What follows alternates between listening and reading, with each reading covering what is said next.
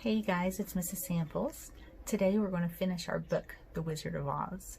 Now yesterday when we read the Scarecrow, the Tin Man, and the Lion, they all got their wishes granted from Oz. And Oz was going to take Dorothy back to Kansas in the balloon, but the balloon took off before Dorothy could get in. So the balloon left without her, and now Dorothy is stuck in Oz, but she still wants to get back to Kansas. So today we're going to read to find out if she gets back to Kansas and how she gets there. All right, let's get started. So we're going to start today on chapter 17, The Journey to the South. At first, Dorothy was very unhappy about missing her chance to return to Kansas. She cried a lot that first day, but when she thought it all over, she was glad she did not go up in a balloon, although she also felt sorry about losing Oz.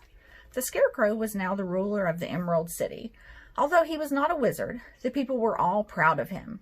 They bragged that there was not another city in all of the world ruled by a stuffed man. The morning after the balloon went up, the four travelers met in the throne room to talk matters over. The Scarecrow sat in the big throne, and the others sat in soft chairs beside him. "We're all very lucky," he said. "For this palace and the Emerald City belong to us, and we can do just as we please. When I remember that a short time ago I was up on a pole in a farmer's cornfield, and that now I am the ruler of this beautiful city, I am quite happy with what has happened to me." The Tin Man and the Lion expressed their satisfaction with the rewards Oz had granted them, and they too said they were content. Only Dorothy was still unhappy. She told her friends that although she loved them all very much, she still wanted to return to her home in Kansas. The Scarecrow decided to think. He thought so hard that the pins and needles began to stick out of his brains. "Why not call the winged monkeys and ask them to carry you over the desert?" "I never thought of that," said Dorothy. "I'll go get the golden cap."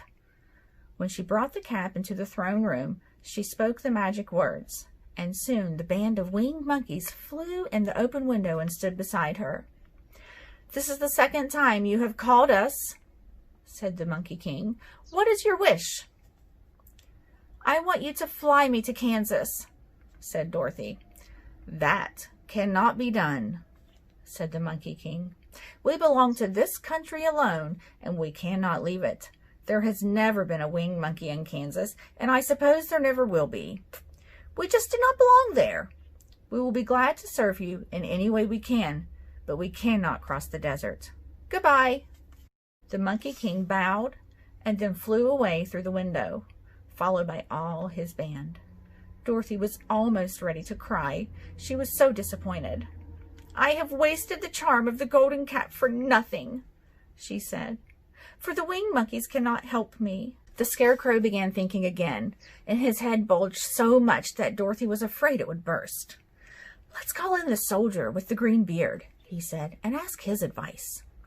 When the soldier entered the throne room, the Scarecrow asked him if he knew how Dorothy might cross the desert. The soldier explained that he knew of no one except Oz who had ever crossed the desert. "Is there no one who can help me?" asked Dorothy. The soldier thought for a minute. Then he said, "Perhaps Glinda can help you. She is the good witch of the South. She is the most powerful of all the witches and rules over the Quadlings. Besides, her castle stands on the edge of the desert, so she may know a way to cross it." "How can I get to her castle?" asked Dorothy. "The road is straight to the south," he answered, "but it is said to be very dangerous for travelers." When the soldier left, the Scarecrow said, "It seems that in spite of the dangers, the best thing Dorothy can do is to travel to the land of the South and ask Glinda for help. This will be the only way Dorothy will ever get back to Kansas." The Lion, the Tin Man, and the Scarecrow thought for only a second, and then all said they would go with Dorothy. The journey would be long and dangerous, and they could not let their friend go all by herself. Dorothy thanked them all, and they decided to return to their rooms and get ready for their long journey, which would begin at sunrise the next morning. The next morning, Dorothy and her friends said goodbye to the guardian of the gate and left the Emerald City. The first day's journey was through the green fields and bright flowers that stretched around the Emerald City on every side. That night, they slept on the grass and looked up at the velvet sky filled with bright stars. In the morning, they traveled until they came to a forest. The forest was very thick, and there seemed to be no way to go around it. So they looked for the place where it would be easiest to get into the forest. The Scarecrow discovered a big tree with wide spreading branches that would allow everyone to pass underneath. But just as he came under the first branches, they bent down and twined around him. The next minute, he was lifted from the ground and thrown through the air. This did not hurt the Scarecrow, but it surprised him, and he looked dizzy when Dorothy picked him up. "Here is another space between the trees," said the Lion. "Let me try it first," said the Scarecrow, "for it doesn't hurt me to be thrown around." He walked up to another tree, but immediately its branches grabbed him and tossed him back again. "This is very strange," said Dorothy. "What shall we do?" "The trees seem to have made up their minds to fight us and stop our journey," said the Lion. "Let me give this a try," said the Tin Man. He put his axe on his shoulder and walked up to the first tree that had thrown the Scarecrow in the air. When a branch bent down to grab him, the Tin Man chopped it in half. The tree began shaking in pain, and the Tin Man walked safely under it. "Come on!" he shouted to the others. "Hurry up!" They all ran forward and passed under the tree without being hurt. The other trees did not try to stop them, so they decided that only the first row of trees could bend down their branches, and that these were the police force of the forest who tried to keep strangers away. The travelers walked to the edge of the forest. Then, to their surprise, they saw a high wall which seemed to be made of china. It was smooth, like the surface of a dish, and much lighter than their heads. "What will we do now?" said Dorothy. "I will make a ladder so we can climb over the wall," said the Tin Man. While the Tin Man was making a ladder from wood, which he found in the forest, Dorothy lay down and slept. She was very tired from the long walk. The Lion also curled up to sleep, and Toto lay beside him. The Scarecrow watched the Tin Man while he worked and said to him, "I cannot figure out why this wall is here, or what it is made of." "Rest your brains. Do not worry about the wall," answered the Tin Man. "When we have climbed over it, we will know what is on the other side." After a while, the ladder was finished. It looked clumsy, but the Tin Man was sure it was strong and would serve the purpose of getting them over the china wall. The Scarecrow woke Dorothy, Toto, and the Lion. He told them that the ladder was ready. The Scarecrow climbed up the ladder first, but he was so awkward that Dorothy had to follow close behind to keep him from falling off. When he got his head over the top of the wall and could see, he said, "Oh my!" "Go on!" shouted Dorothy. So the Scarecrow climbed further up and sat down on the top of the wall, and Dorothy looked over and cried, "Oh my!" just like the Scarecrow had done. Then Toto came up and immediately began to bark, but Dorothy told him to be quiet. The Lion climbed the ladder next, and then the Tin Man. Both of them said, "Oh my!" as soon as they looked over the wall. When they were all sitting in a row on the top of the wall, they looked down and saw a very strange sight. Before them was a great stretch of land. The floor of the land was as smooth and shining and white as the bottom of a big plate. Scattered around were many houses made entirely of china and painted in bright colors. These houses were very small. The biggest one reached only as high as Dorothy's waist. There were also tiny barns painted red with china fences around them. There were cows, sheep, horses, and pigs, all made of china. But strangest of all were the people who lived in this unusual country. There were milkmaids and shepherdesses who wore red and yellow blouses and skirts with golden spots. There were princesses with beautiful dresses of silver, gold, and purple. The shepherds were dressed in short pants with pink, yellow, and blue stripes on them. Their shoes had golden buckles. There were princes with jeweled crowns and ermine robes. There were also clowns in ruffled gowns with round red spots on their cheeks and tall pointed caps. But the strangest thing of all was that all these people were made of china. Even their clothes were made of china, and they were so small that the tallest one was no higher than Dorothy's knee. At first, none of the little people even looked at the travelers. One little purple china dog with an extra large head came to the wall and barked at them. "How can we get down the other side of this wall?" asked Dorothy. The ladder was so heavy they couldn't pull it up, so the Scarecrow fell off the wall. Then the others jumped down on him so the hard floor would not hurt their feet. They were very careful not to land on his head and get the pins stuck in their feet. When they were all safely down, they picked up the Scarecrow and patted his straw back into shape. "We must cross this strange place in order to get to the other side," said Dorothy, "for we really must continue going south." They began walking through the country of the China people, and the first thing they came to was a China milkmaid milking a China cow. As they came near, the cow gave a kick, and over went the stool, the pail, and even the milkmaid herself. Everything fell on the china ground with a great clatter. Dorothy was shocked to see that the cow had broken its leg off, and that the pail was lying in several small pieces. Even the milkmaid had a nick in her left elbow. "See what you have done!" cried the milkmaid angrily.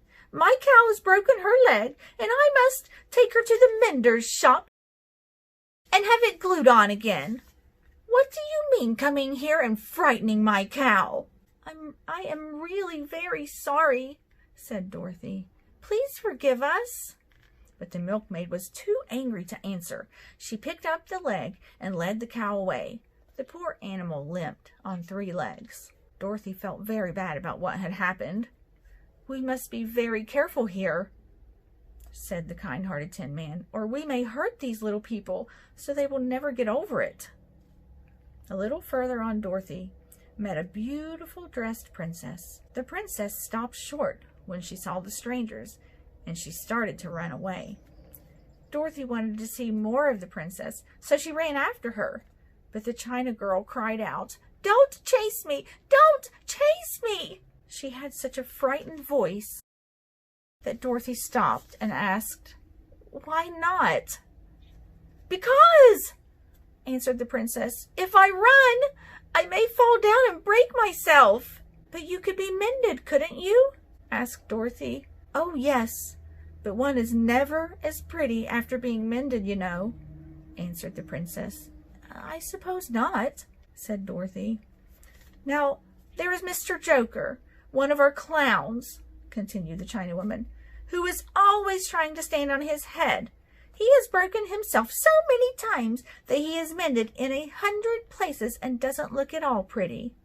Here he comes now, so you can see for yourself."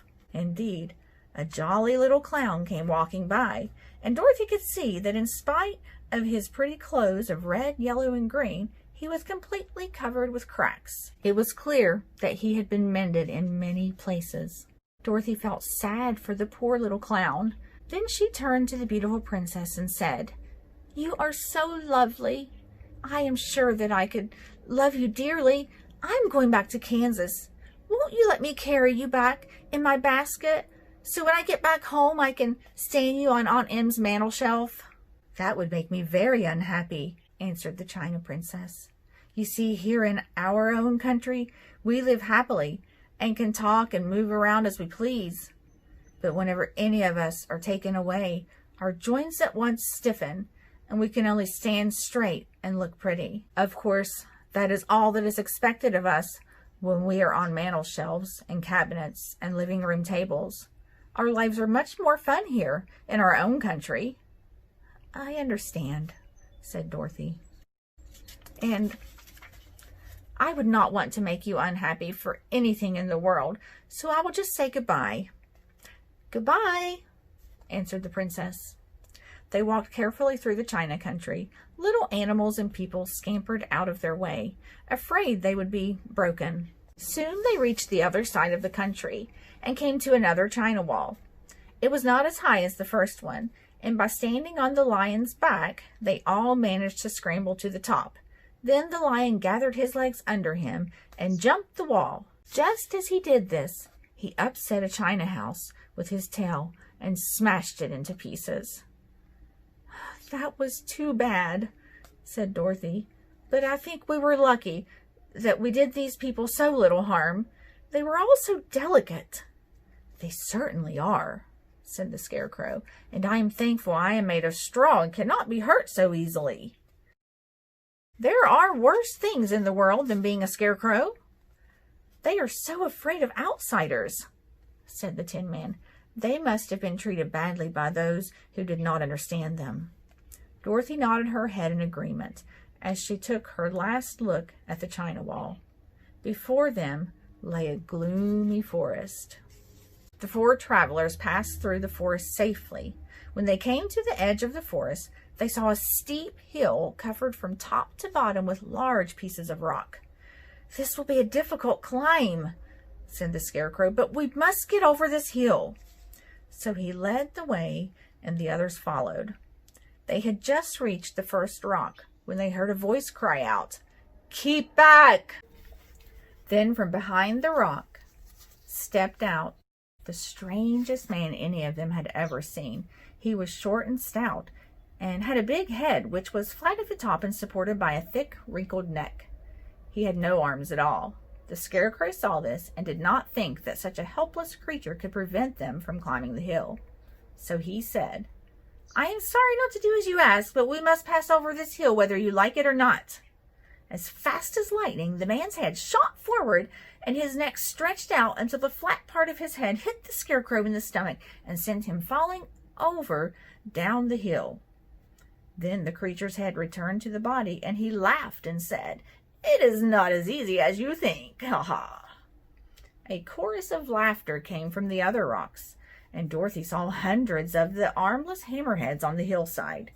They realized that it was hopeless to attempt to fight these strange creatures. "Let's call the winged monkeys," said the Tin Man. So Dorothy put on the golden cap and said the magic words. In a few minutes, the monkeys stood before her. Dorothy ordered the king of the monkeys to carry them over the hill and into the country of the Quadlings. At once, the monkeys picked them up and flew away with them. As they passed over the hill, the hammerheads yelled with anger and shot their heads high in the air, but they could not even come close to the winged monkeys. After they had been set down in the country of the Quadlings, the king of the monkeys said goodbye to Dorothy and quickly flew away. The country of the Quadlings was rich and happy. The fields were full of wheat, and there were pretty rippling brooks and well-paved roads. The houses were all painted bright red. The Quadlings were short and fat and looked chubby and happy. They dressed all in red, which contrasted with the green grass and yellow grain. The monkeys set them down near a farmhouse, and the four travelers walked up to it and knocked at the door. It was opened by a farmer. When Dorothy asked for something to eat, the woman gave them all a good dinner, with 3 kinds of cake and 4 kinds of biscuits and a bowl of milk for Toto. "How far is it to the castle of Glinda?" asked Dorothy. "It is not far," answered the farmer. "Take the road to the south and you will find it." They thanked the woman and walked until they saw a very beautiful castle. 3 young girls stood in front of the gates. One of them said to Dorothy, "Why have you come to the South Country?" "To see the Good Witch," she answered. The girl asked them to wait a moment and went inside the castle to tell Glinda they had come. After a few moments, the girl came back to say that Dorothy and others were to be admitted to the castle at once. Before they went to see Glinda, they were taken to a room where they washed and fixed themselves up. When they were all quite presentable, they followed the girl into the big room where the witch Glinda sat upon a throne of rubies. She was a beautiful witch. Her hair was a rich red and fell in curls and waves over her shoulders. Her dress was pure white, but her eyes were blue, and they looked kindly upon Dorothy. "What can I do for you, my child?" she asked. Dorothy told the witch her long story. She left out nothing. She talked for a long time. "My greatest wish now," she added, "is to get back to Kansas, for Aunt Em must be very worried." Glinda leaned forward and kissed Dorothy's face. "Bless your dear heart," she said. "I am sure I can tell you how to return to Kansas, but if I do, you must give me the golden cap." "Of course," said Dorothy. "It is of no use to me now, and when you have it, you may command the winged monkeys 3 times. Glinda smiled knowingly, and Dorothy handed her the golden cap. She turned to the Scarecrow and asked, "What will you do when Dorothy has gone back to Kansas?" "I will return to the Emerald City and be the ruler there," he answered. Then Glinda asked the Tin Man and the Lion where they would go after Dorothy had returned to her home. The Tin Man thought for a moment and answered that he wished to return to the land of the Winkies, and the Lion wanted to go back to his forest and be king of the beasts. Glinda knew that the journey back to these places would be long and difficult, so she explained that she would use the power of the golden cap to grant the Scarecrow, the Tin Man, and the Lion their wishes. The winged monkeys would carry them safely to their destinations. The Scarecrow, the Tin Man, and the Lion thanked the Good Witch for her kindness. Then Dorothy said, "You are certainly as good as you are beautiful.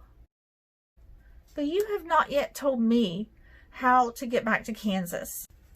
"Your silver shoes will carry you over the desert," answered Glinda. "If you had only known their power, you could have gone back to your Aunt Em the very first day you came to this country." "But then I would have not gotten my wonderful brains," cried the Scarecrow. "And I would not have received my kind heart," said the Tin Man. "I might have stood and rested in the forest forever." "And I would have always been a coward," said the Lion, "and no beast in all the forest would have a good word to say about me." "This is all true," said Dorothy, "and I'm glad I could help my friends.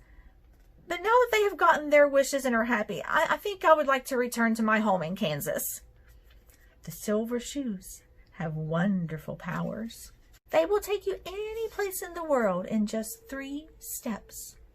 All you have to do is knock the heels together 3 times and command the shoes to carry you wherever you wish to go," explained Glinda. "If that is so," said Dorothy, "I will ask them to carry me back to Kansas." She kissed the Lion, the Tin Man, and the Scarecrow goodbye. They all cried and hugged her tightly. Glinda stepped down from her throne and kissed Dorothy goodbye. Dorothy thanked her for her kindness.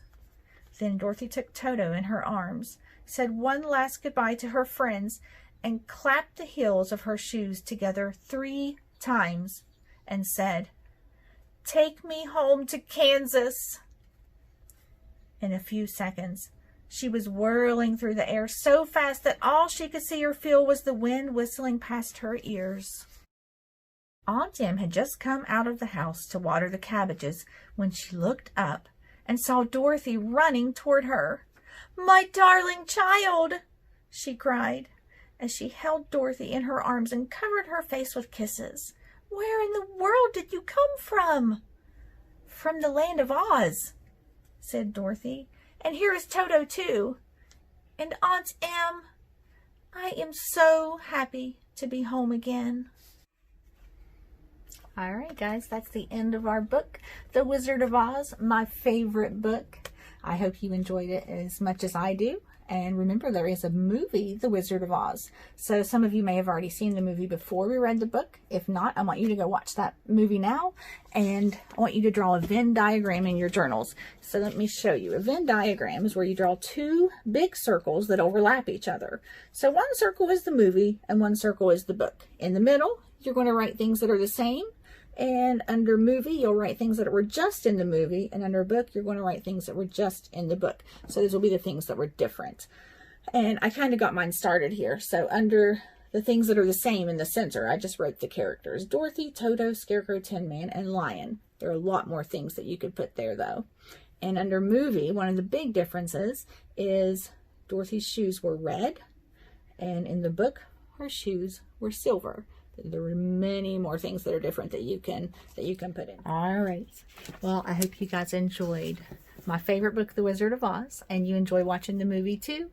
Have fun comparing them, and I will see you all real soon. Bye-bye.